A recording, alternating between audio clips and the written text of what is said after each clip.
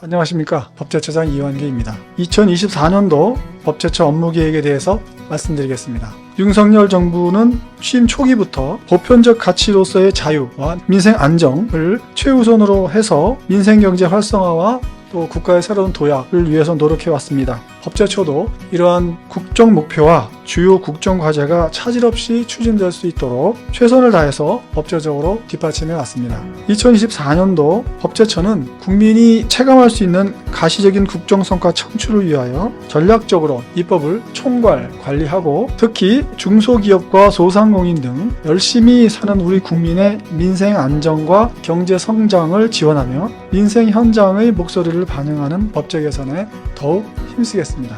그럼 2024년도 법제처 업무 계획을 4가지 핵심 업무 위주로 설명드리겠습니다. 첫째, 중소기업 소상공인 부담 경감 및 경제 활성화 지원입니다. 먼저 중소기업과 소상공인의 부담을 줄여서 민생 회복을 적극 지원하겠습니다. 청소년이 위조하거나 또는 도용한 신분증을 사용해서 고의로 법 위반 행위를 유발한 경우에 억울한 사업자에 대한 면책 근거를 마련하기 위해서 이미 발의된 공중위생관리법 등 6개 법률 개정안이 조속히 국회를 통과할 수 있도록 지원하는 반면 사업자가 신분증 검사를 성실히 수행한 경우에는 형사 절차와 무관하게 과징금 등 제재 처분을 면제하거나 과도한 영업정지 처분 기준을 합리적으로 조정하는 법령 개정도 적극적으로 지원하겠습니다. 또한 창업 및 영업활동 부담을 줄이기 위해 창업 등록 기준을 개선하고 영업에 필요한 시설, 장비 등을 직접 소유하지 않고도 임차하거나 또는 공유할 수 있도록 그 기준을 완화하도록 하겠습니다.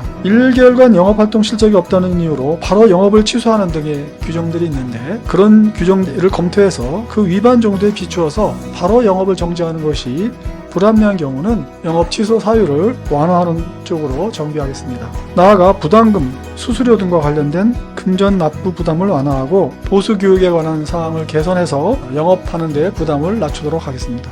한편 우리 기업의 수출과 해외 진출에 필요한 해외 법령 정보 제공 또한 확대할 계획입니다. 작년에는 수출 기업을 대상으로 K 콘텐츠와 관련된 해외 법령 정보 제공에 이어서 올해에는 해외 법령 정보 제공 분야를 K-푸드 또는 K-뷰티, K-의료 등으로 한층 다양화하도록 할 계획입니다. 기업이 창의와 혁신을 마음껏 발휘할 수 있도록 기술 개발과 경영 활동에 걸림돌이 되는 규제를 개혁하여 경제 활성화를 지원하도록 하겠습니다. 예를 들어 경직적으로 규정되어 있는 기술 기준을 산업 현장에서 탄력적으로 적용할 수 있도록 성능 방식을 추가 허용하는 법령 정비를 추진하겠습니다. 성능 방식으로 법령 정비를 한다는 것은 지금은 일정한 영업 기준의 사양 방식이어서 사업장 면적이라든가 또는 시설 기준이라든가 이런 사양들을 요구하는 기준들이 있는데 성능 방식은 그런 사양 방식이 아니어도 일정한 정도의 기술 수준을 갖추면 등록을 할 수 있도록 영업을 할 수 있도록 하는 쪽으로 법령을 정비하는 것입니다. 또 사업자에 대한 엄격한 관리 필요성이 낮은 분야는 행정청의 승인이나 수리 행위 없이 신고만으로 바로 영업을 할 수 있도록 해서 영업의 진입 규제를 완화하도록 하겠습니다.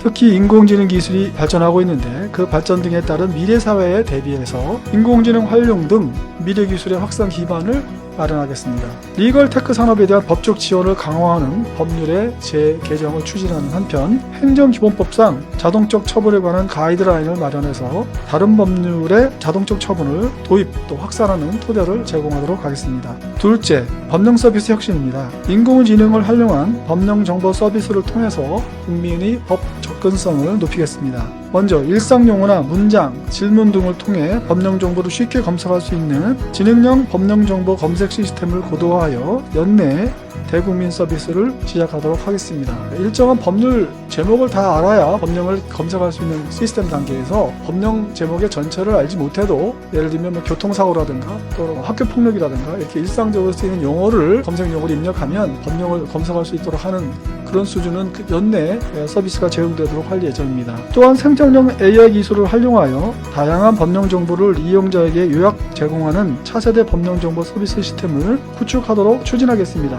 이 생성형 AI 기술을 활용한 시스템은 구체적인 어떤 피해를 당했을 때, 예를 들면 어떤 구체적인 사안이 있을 때 그런 사안을 물어봅니다. 그런데 보이스피싱을 당했는데 어떻게 하면 좋을까요? 라고 이런 질문을 이렇게 집어넣으면 그것과 관련된 법령을 다 찾아주는 그런 서비스입니다. 그러니까 금년에 연내 서비스로 하려고 하는 일정한 일상용어로 검색할 수 있는 시스템보다 한 단계 더 나아가는 그런 시스템을 구축할 예정입니다. 그리고 지역 주민의 일상생활과 밀접한 생활조례 콘텐츠를 또 신규 제작해서 생활 법령 정보와 통합 제공함으로써 실생활에 관련된 다양한 법령 정보를 알기 쉽고 편리하게 제공하겠습니다.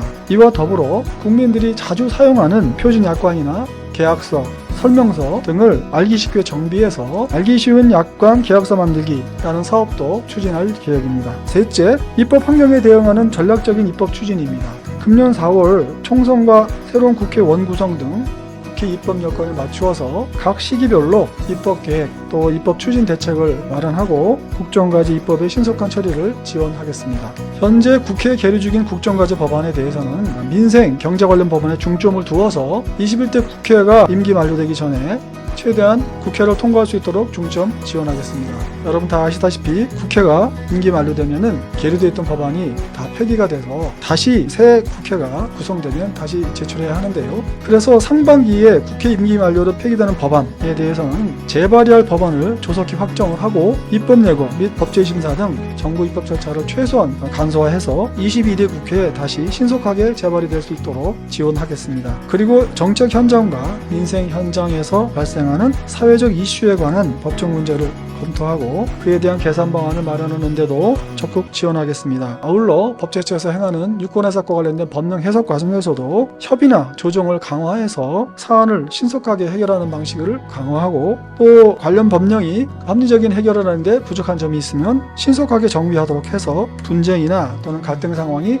근본적으로 해결될 수 있도록 다각도로 노력할 예정입니다. 마지막으로 지방시대 실현 지원입니다. 지방시대 실현을 위한 법 체계를 구축하고 지방자치단체의 자치법제 역량 강화를 지원하도록 하겠습니다. 의원 발의 법률안이 다양하게 굉장히 많아지고 있는데요. 특히 의원 발의 법률안 중에서 지방자치단체의 주민생활이나 지방자치에 영향을 미칠 수 있는 그런 법률안들을 모니터링해서 지방자치단체에 전달을 하고 또 지방자치와 관련된 쟁점 사항에 관해서 여러가지 법리적 검토를 통해서 그 결과를 지방자치단체나 소관부 쪽 또는 국회에 제공해서 지방자치단체가 입법에 참여하는 방안을 지원하도록 하겠습니다. 또 제정 또는 개정되는 법령안을 대상으로 해서 자치입법권이 저해되는 요인이 있는지를 사전에 검토하고 법령이나 행정규칙으로 지방자치단체의 자율성을 제약하는 사항도 발굴하여 정비하겠습니다. 결론적으로 말씀드리면 지방자치단체가 법률 또는 대통령령 등 법령안의 제정 개정과 관련해서 여러 가지로 의사소통을 강화할 수 있는 방안을 최대한 강구하려고 노력할